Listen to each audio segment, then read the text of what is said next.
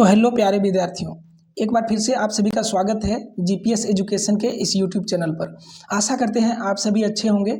और जैसा कि आप सभी को पता चल गया होगा आज का क्लास किस टॉपिक के लिए रहने वाला है। तो आज हम लोग पढ़ेंगे प्रथमानुपाती, द्वितीयानुपाती, तृतीयानुपाती और चतुर्थानुपाती क्या होता है और इससे रिलेटिव परीक्षा में किस टाइप के प्रश्न बनते हैं और हम लोग इसको कैसे बनाएंगे, बिल्कुल सेकेंडों में बना पाएंगे इस टाइप के प्रश्न को।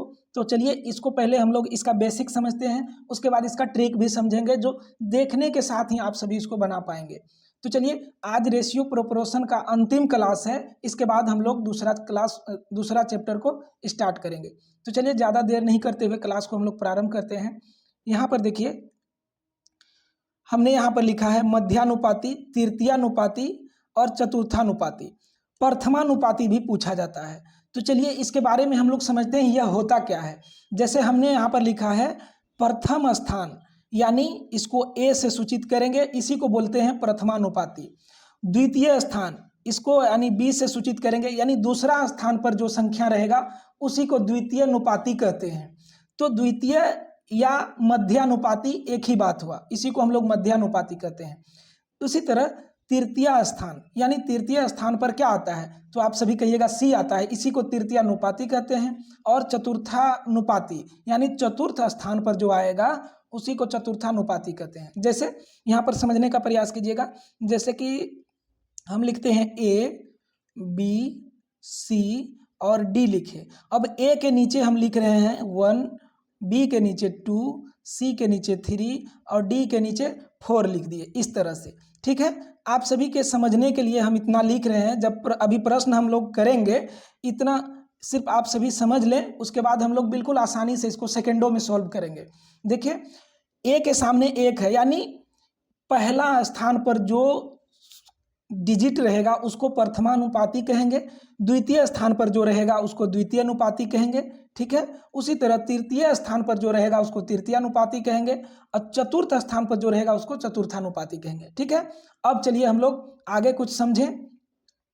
चलिए यहाँ पर कुछ महत्वपूर्ण बातें हैं, इसको समझना बेहद जरूरी है, बेसिक बात भी है। यहाँ पर देखिए डाटा दे रखा है ए अनुपात बी और 4 डॉट जो ये दे रखा है इसी को हम लोग समानुपात कहते हैं।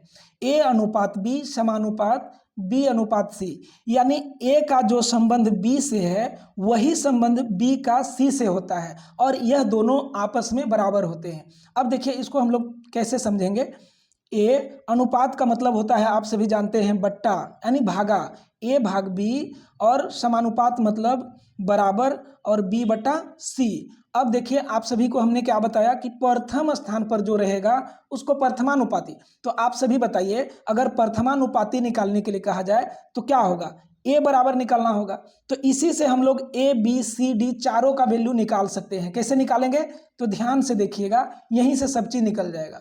यह बेसिक बात है, आप लोग समझ लीजिए और इसको बार बार निकालना नहीं है। सवाल बनाने में इसको बिल्कुल निकालने का जरूरी नहीं पड़ेगा, सिर्फ समझने के लिए बता रहे हैं।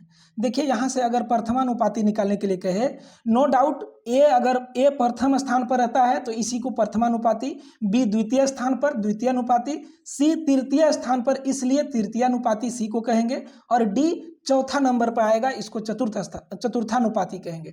तो चलिए यहाँ से हम लोग ए का वैल्यू अगर निकालें तो बताइए बराबर में है तो क्रॉस गुणा करेंगे।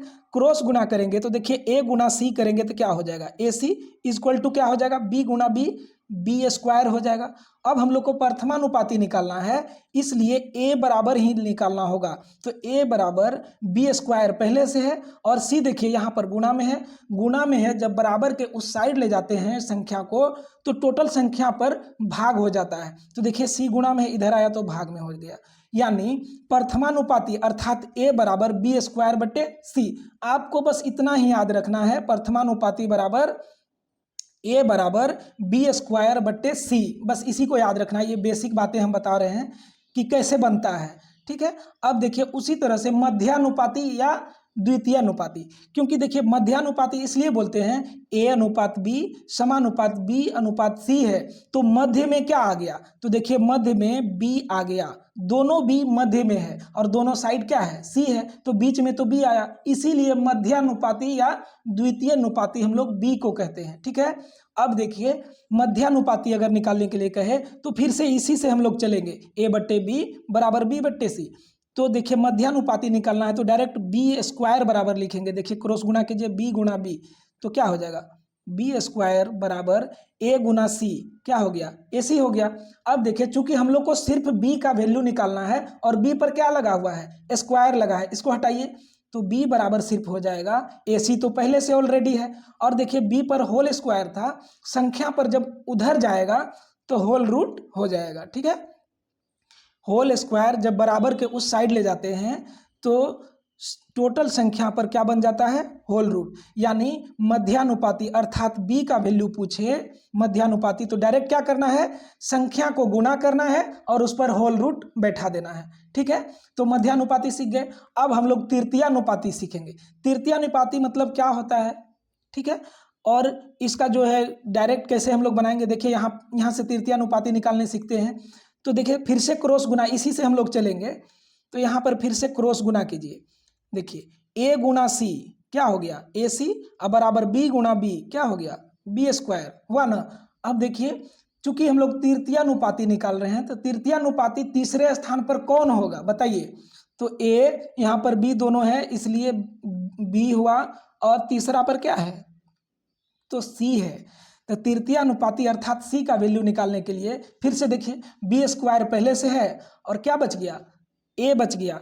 ए इधर जब बराबर से उस साइड ले जाएंगे तो गुना में है, उधर जाएगा तो होल संख्या पर भागा में चल जाएगा। तो यानी तृतीयानुपाती बराबर यानी सी बराबर बी स्क्वायर बटे सी। बस आपको इतना ही याद रखना है, तृतीयानुपाती पूछे तो बी को 2 बार गुना करना है, सी को उस सभी पर भाग दे देना है, ठीक है।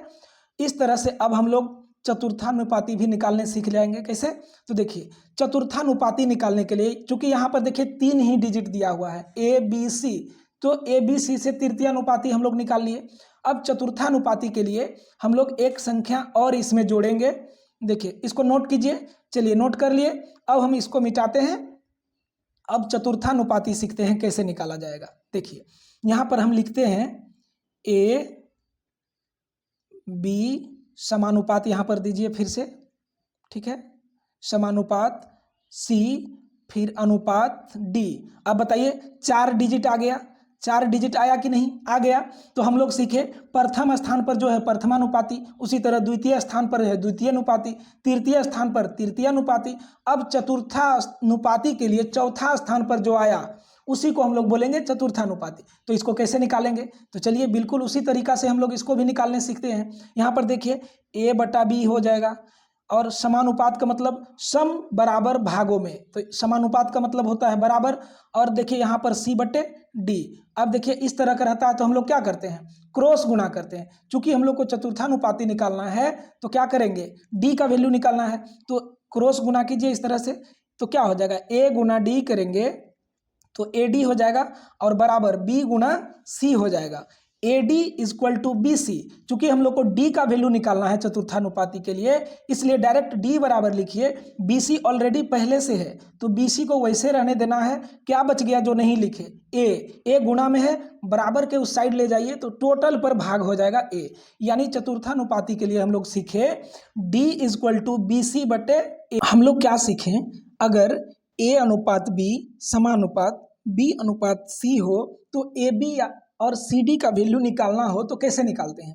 तो इतना तो समझ गए, इसको हम लोग क्या लिखते हैं ए बटा बी, और समानुपात का मतलब बराबर बी बटा सी, इस तरह से लिखते हैं। और ए का वैल्यू निकालना होता है तो हम लोग क्या करते हैं क्रॉस गुना करते हैं, यानी ए सी बराबर बी स्क्वायर करते हैं यहाँ पर समझ गए। उसके बाद जब हम लोग को सीधा ए का वैल्यू निकालना हो तो बी स्क्वायर बटे ए किए, यही किए। इस तरह से अब हम लोग को अगर b का वैल्यू निकालना होता था तो हम लोग क्या करते थे, देखिए b का वैल्यू अगर निकालना हो तो डायरेक्ट हम लोग क्या करते थे, तो b किस में है यहाँ पर देखिए क्रॉस गुना करेंगे सीधा, बी स्क्वायर बराबर ए सी, और b बराबर ए सी पर क्या हो जाएगा होल रूट हो जाएगा।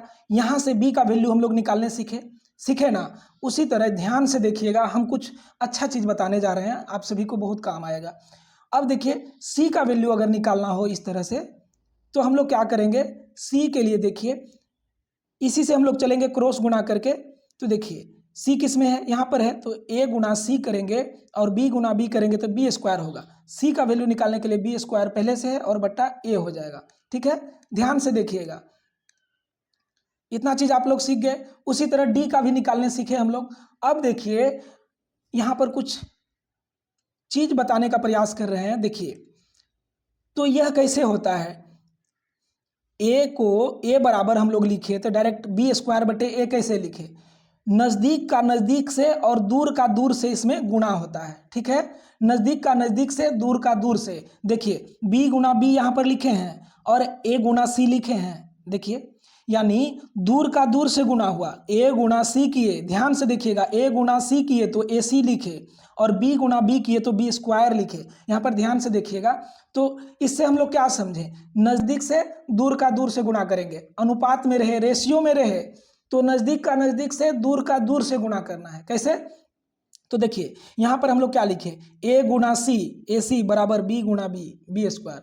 उसी तरह यहाँ पर a अनुपात b और यहाँ पर समानुपात c अनुपात d रहे, तो देखिए इसको हम लोग कैसे करेंगे डायरेक्ट, तो देखिए नज़दीक का नज़दीक से, दूर का दूर से गुणा करेंगे। कैसे, तो देखिए b गुना सी, बी सी बराबर a Guna d, A D हो जाएगा। ठीक है, तो इस तरह से जब भी आ जाए प्रश्न में तो डायरेक्ट नज़दीक का नज़दीक से यानी बीच का दोनों को आपस में गुणा करना है और दूर का दूर से गुणा करना है। यानी दूर मतलब क्या हुआ, यहाँ पर देखिए दूर का मतलब हुआ a और यहाँ पर d, तो दूर का दूर से यानी ए डी हो गया और नज़दीक का नज़दीक से गुणा किए तो बी सी हो गया। ध्यान से इसको नोट कीजिए। और उसके बाद यहाँ पर देखिए हम लोग प्रथमानुपाती निकालते हैं तो क्या करते हैं बताइए, ए बराबर हम लोग क्या लिखते थे, तो बी स्क्वायर बटे सी। तो यहाँ पर ऐसा कैसे हुआ, तो देखिए नज़दीक का नज़दीक से, दूर का दूर से गुणा करना होता है। तो देखिए कैसे गुणा किए, a गुना सी, दूर का दूर से गुणा कीजिए तो a गुना सी, ए सी हुआ, और फिर नज़दीक का नज़दीक से गुणा कीजिए b गुना b, क्या हुआ, b स्क्वायर हुआ। तो यही से निकल कर आता है ये वाला। कैसे, तो देखिए हम लोग को a का वैल्यू निकालना है, a बराबर b स्क्वायर पहले से ऑलरेडी है और c गुणा में इधर आया तो भागा में हुआ। तो बताइए यही चीज़ यहाँ निकल कर आया ना, a बराबर बी स्क्वायर बट्टे सी, a बराबर बी स्क्वायर बट्टे सी। तो जब भी इस तरह से आए, नज़दीक का नज़दीक से, दूर का दूर से, सवाल आसान हो जाएगा। ठीक है, अब इसके आगे कुछ भी नहीं है। चलिए हम लोग प्रश्न भी देखेंगे।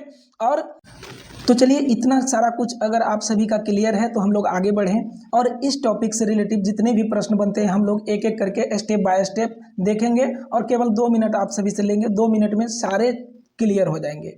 देखिए पहला है आप सभी के बीच, प्रथमानुपाती निकालने के लिए कहा जा रहा है और प्रथमानुपाती के लिए हम यहाँ पर लिख दिए हैं बी स्क्वायर बट्टे सी। अब यह बी स्क्वायर बट्टे सी कैसे आया, कहाँ से आया, हमको लगता है इसके लिए आपको अब बताने का जरूरी नहीं है, फिर भी एक बार हम यहाँ पर लिखेंगे। यानी आपके पास यहाँ पर संख्या या डिजिट दिया हुआ रहेगा a अनुपात b और समानुपात b अनुपात c। तो हम लोग क्या सीखे, इस तरह से नहीं लिखना है a बट्टे बी बराबर b बट्टे सी। डायरेक्ट किसी का भी वैल्यू पूछे हम लोग को नज़दीक का नज़दीक से और दूर का दूर से गुणा करना है। दूर का दूर से यानी a को c से और नज़दीक का नज़दीक यानी b को b से। तो देखिए a का वैल्यू निकालना है, डायरेक्ट a बराबर लिखेंगे क्या, तो देखिए नज़दीक का नज़दीक से गुणा किए तो बी स्क्वायर हुआ। अब देखिए यहाँ पर a के साथ किसका गुणा किए थे, c से, तो c यहाँ पर गुणा में था, इधर आया तो भागा में हो गया, यानी a बराबर बी स्क्वायर बट्टे सी। इस तरह से हम लोग को डायरेक्ट कर लेना है। अब प्रश्न में आइए, हम लोग को दे रखा है 10 और 5 का प्रथमानुपाती ज्ञात करें। तो देखिए हम लोग को इस टर्म में लिखना है a अनुपात b समानुपात b अनुपात c। तो कैसे इसको लिखेंगे, प्रथमानुपाती मतलब आप सभी समझ गए होंगे, यानी प्रथम स्थान पर। तो प्रथम स्थान पर को हम लोग लिख लेंगे क्या, a, और उसके बाद इसको मान लेंगे b, 10 को b मानेंगे और 5 को c मान लेंगे। ठीक है, अब देखिए हम लोग को प्रथमानुपाती के लिए क्या करना है, डायरेक्ट इस फॉर्मूला को यूज कीजिए, बी स्क्वायर बटे क्या है c, अर्थात b का वैल्यू कितना है, तो B A B C, B के स्थान पर 10 है तो 10 का स्क्वायर, अब बटे सी के जगह पर क्या है 5। अब बताइए इसको काट नहीं सकते हैं, 10 गुणे 10 अब बटे 5, 5 से 2 बार में 10 और 10 दूना 20 प्रथमानुपाती होगा। ठीक है, अब देखिए इतना करने का कोई जरूरी नहीं है, ए को सिर्फ अपने मन से मान लेना है, ए है, उसके बाद बी 10 है और सी 5 है, और डायरेक्ट बी स्क्वायर बट्टे सी करेंगे तो 10 दाई 100 बट्टे सी का मान 5, सी का मान 5 हो जाएगा, तो 20 पंचे 100। ठीक है, इस तरह से करना है। एक प्रश्न आप सभी के लिए रखे हैं, आप सभी अगर बनाने सीख गए हैं, टोटल रूल समझ गए हैं, तो यहाँ पर 8 और 12 का प्रथमानुपाती क्या होगा, इसको बनाकर आप सभी जरूर कमेंट कीजिएगा। 8 और 12 का प्रथमानुपाती ज्ञात करें, आप सभी बनाकर ये बड़ा बड़ा कमेंट बॉक्स में कमेंट कीजिएगा। ठीक है, चलिए इस तरह से अब हम लोग मध्य या द्वितीय अनुपाती देखेंगे।